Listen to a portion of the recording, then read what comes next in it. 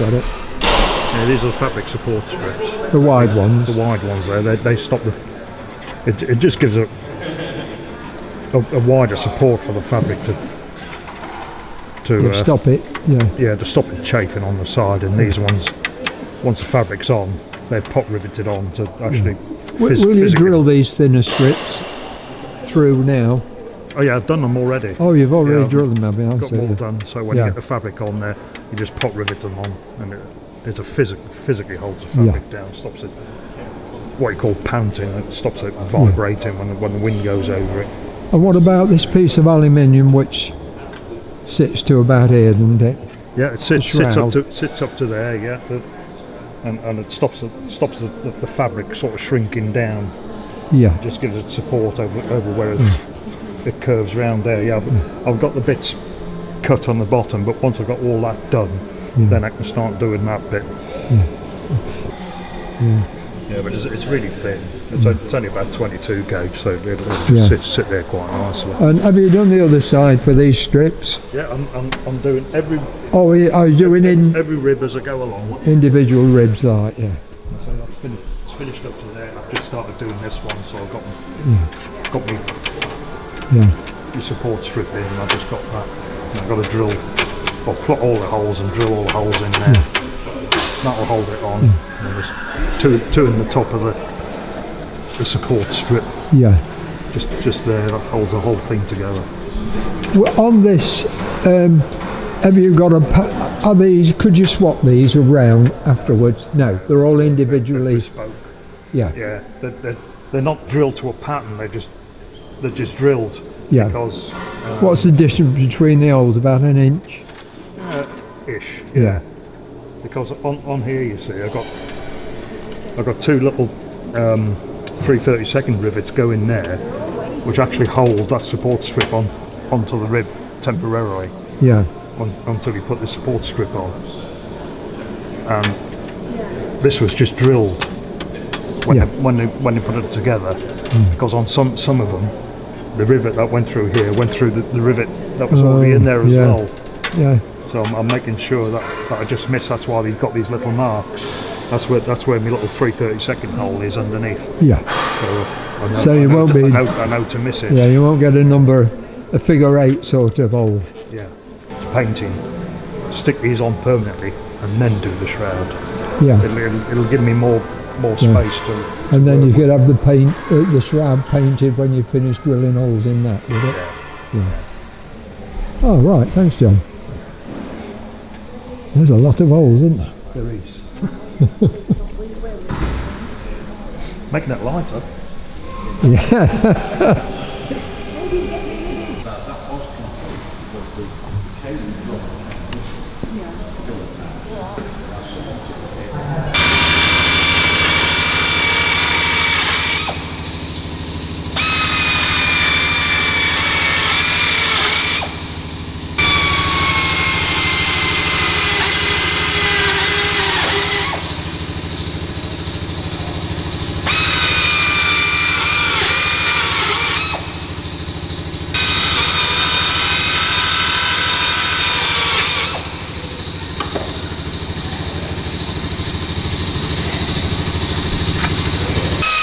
The longest part of the trailing edge is the outer part. It has to be made in 3 sections.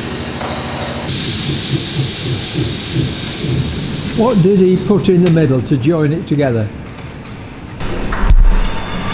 Right, it's just physically a little larger than the actual trailing edge. Yeah, that's right. Yeah. It's already drilled.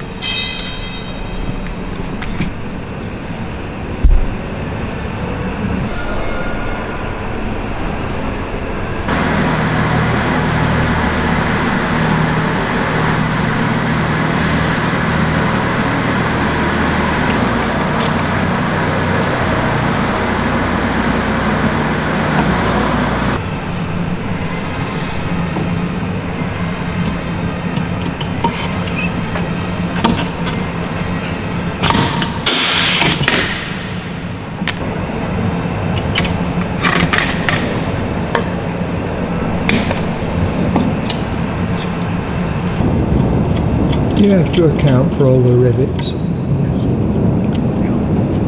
So if you happen to scrap one or anything like that, you have to log it.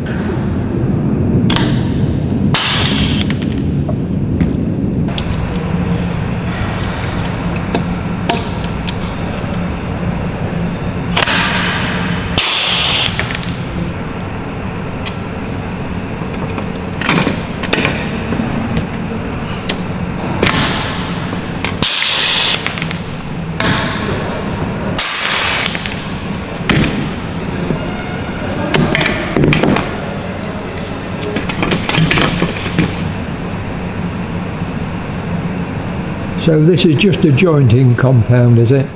Yeah, it prevents corrosion. Stops the two pieces of metal touching each other and causing corrosion if any moisture gets in between. Yeah. And it does compress, does it? Oh yeah. Yeah. You only put a really thin layer on it. Yeah.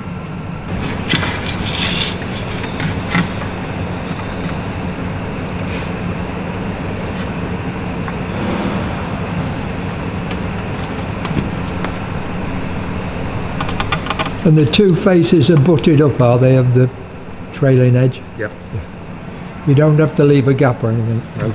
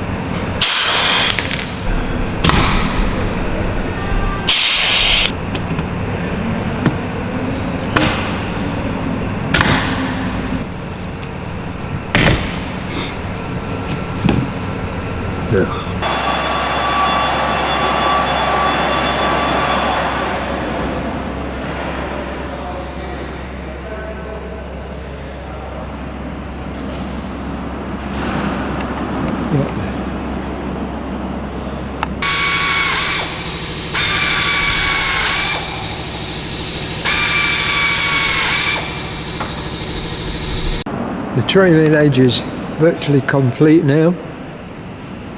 There's a little bit more drilling on the ribs to do for the going down the full length of the aileron.